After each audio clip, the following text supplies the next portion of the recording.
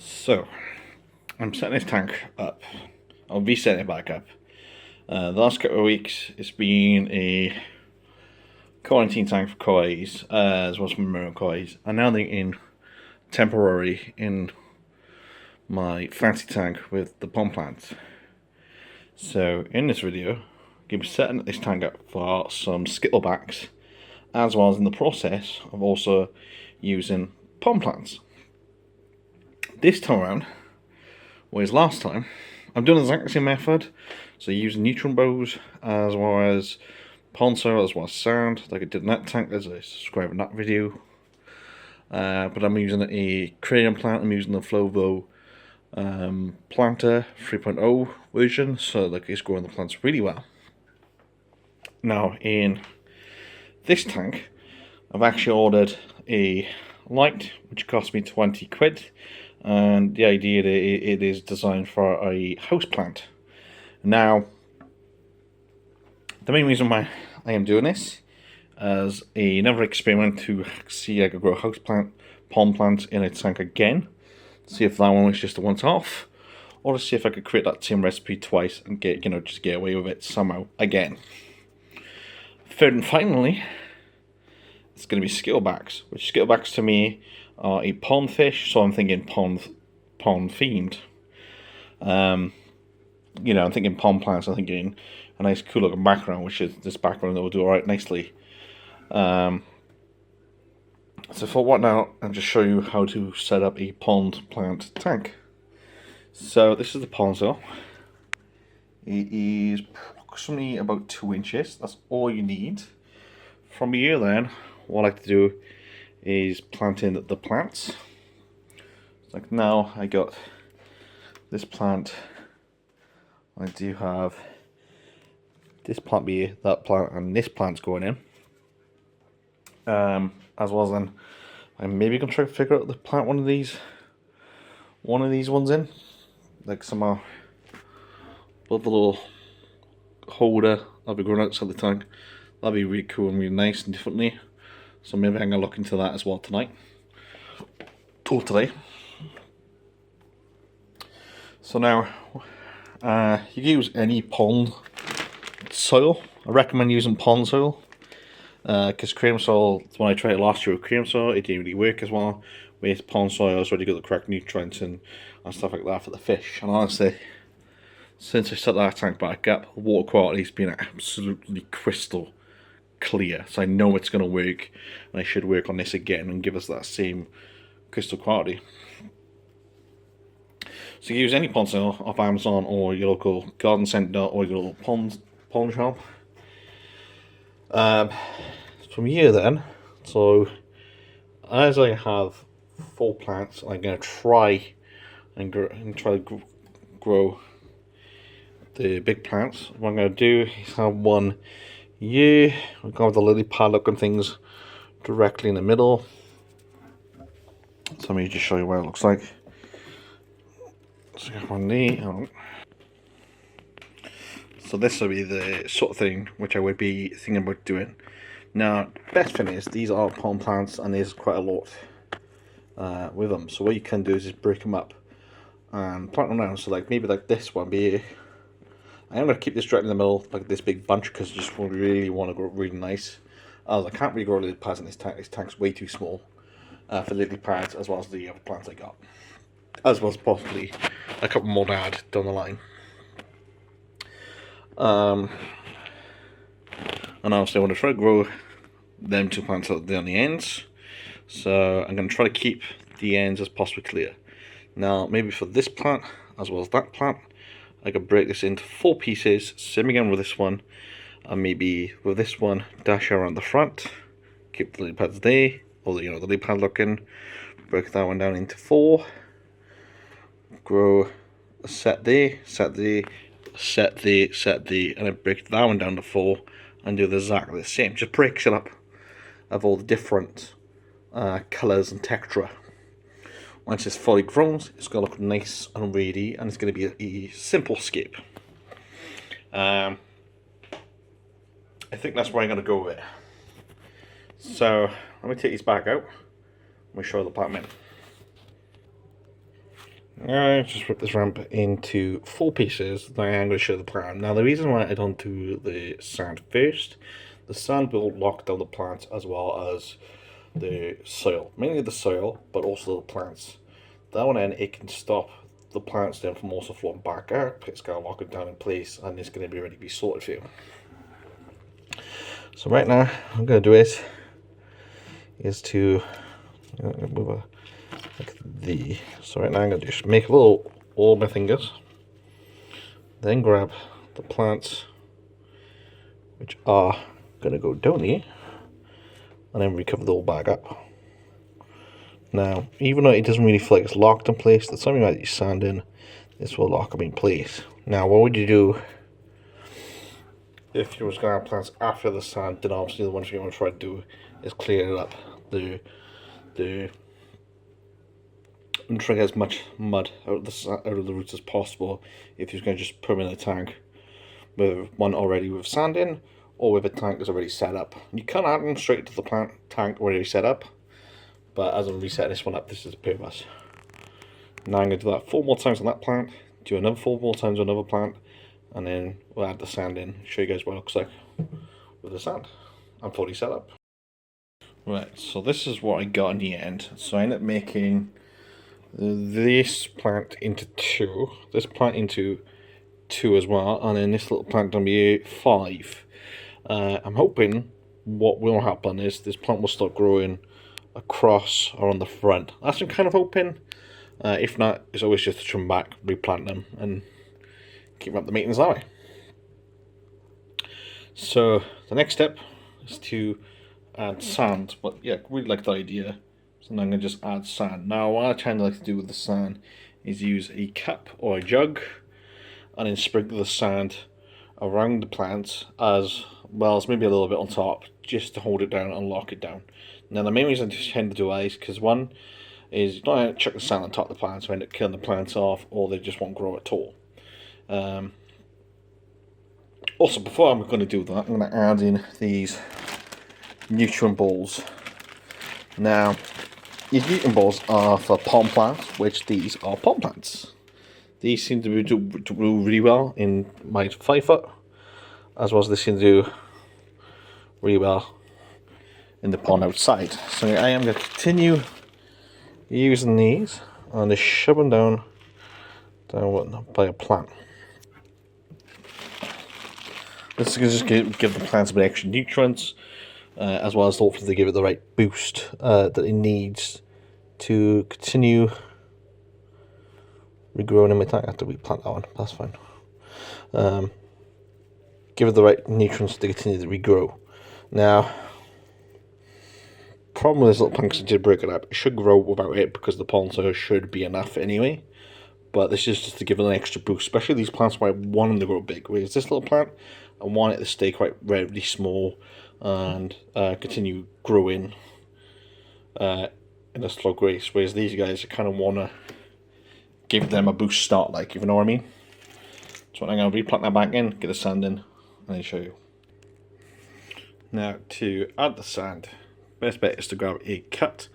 This sand I don't really wash out. It's not really dusty. I use it plenty of times, so I don't need to really wash it out. But please, you know, read the description on the back of your stand. Depending on your sand, which is the thing which I'm using, you might need to wash it out, pre-rinse it and stuff like that. Whereas this one for me, I've used it plenty of times. Used this brand before.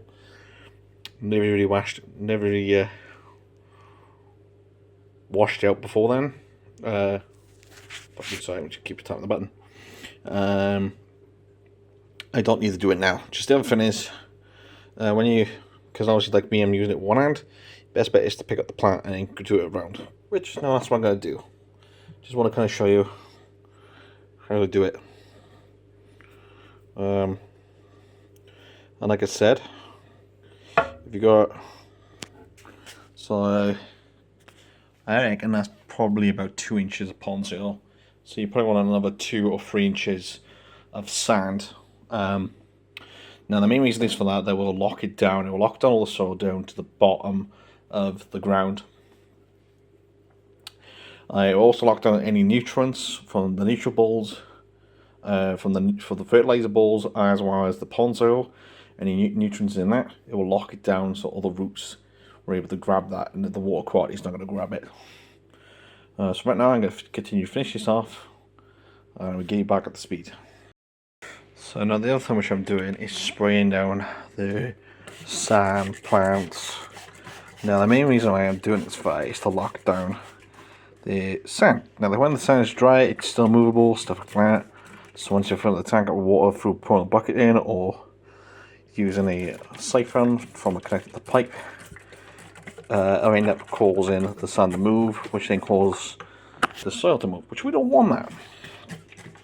So what we want to do is to spread on the sand enough for it to get soaking, and then it'll kind of end up locking it.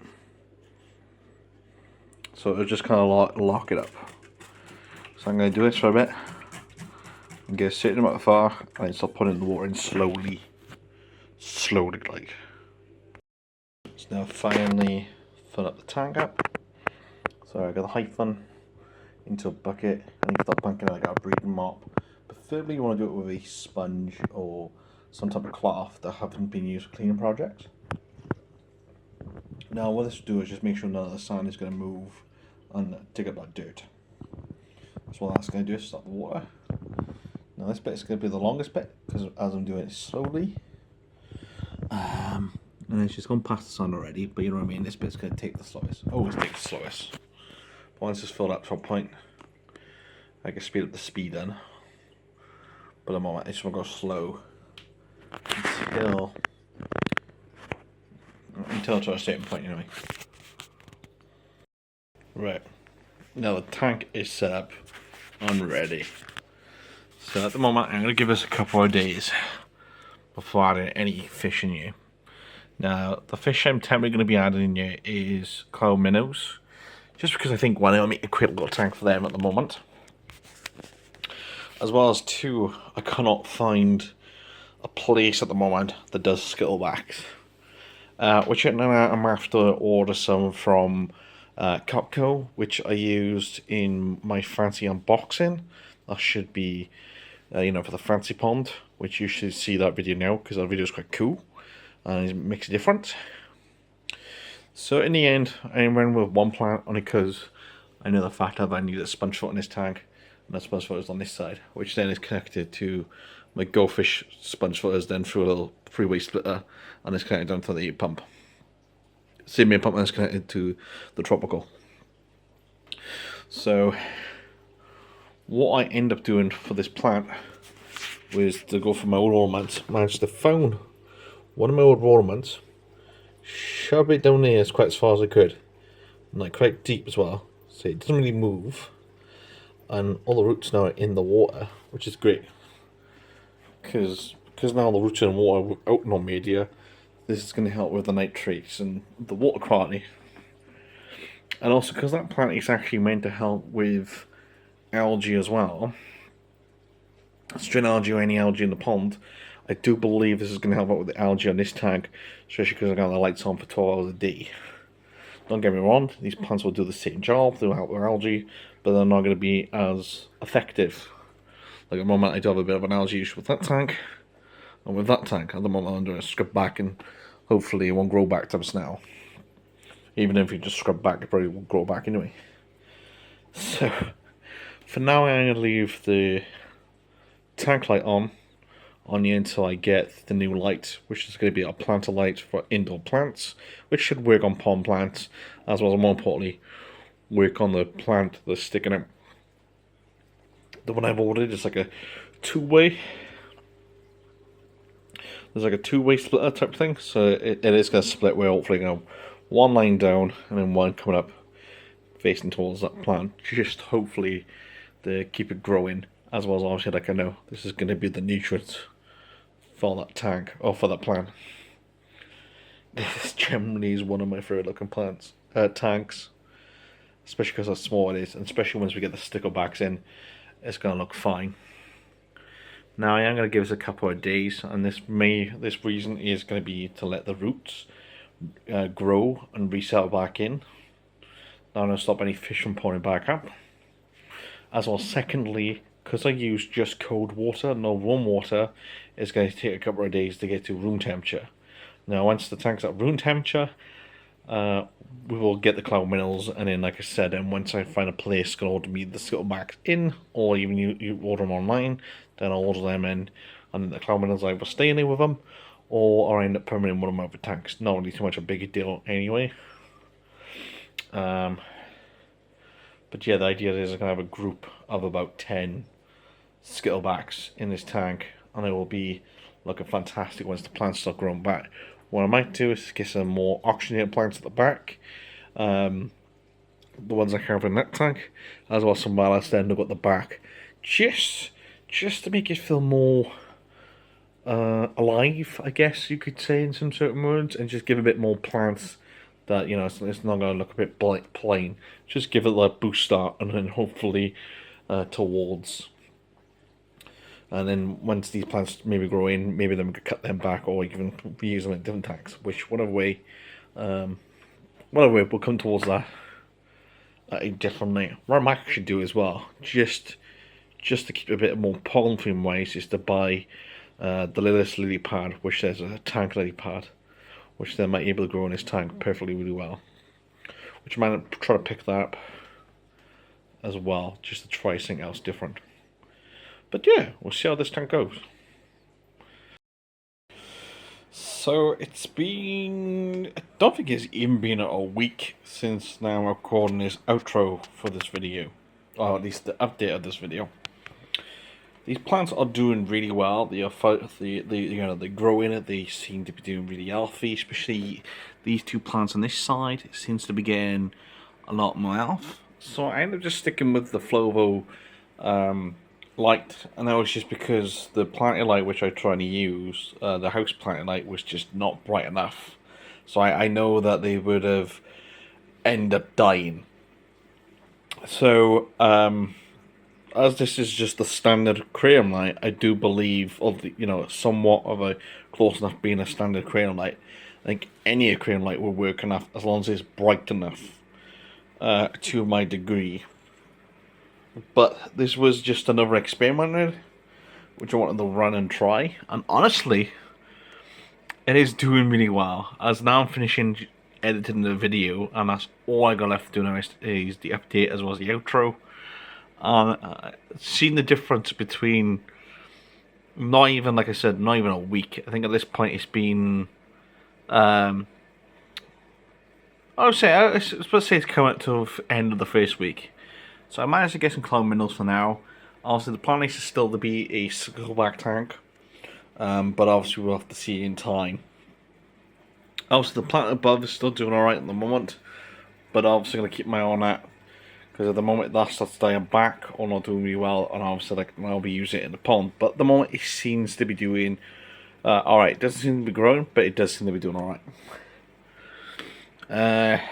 It's good to know that the recipe which I created in this tank, so the light right now is done down low with the usual brightness, just because the lights are meant to be off. But it's good to know the recipe which I've created in this tank and then recreated in this one have worked really well for me twice back to back. So honestly, follow the steps.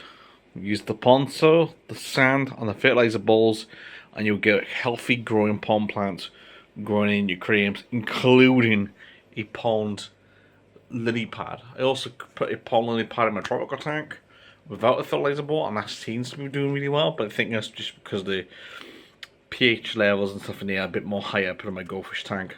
No idea why, but it's just always had been on the case. But yeah, the lily pad's doing really well, and all the rest of the plants are doing really well. So if you are going to create this recipe, 2 inches soil, 2 inches of sand, and then obviously the fertilizer balls, and you will get some healthy growing plants. Germany is one of my favorite projects to do. Hope you guys did enjoy today's video. Please check out the latest video, which is the unboxing fancy fish for my fancy pond. Generally, that video is worth the watch. Them fish are absolutely gorgeous. And also, you guys want to see updates on this tank or any of my future projects down the line, don't forget to leave a like and subscribe. Bye for now.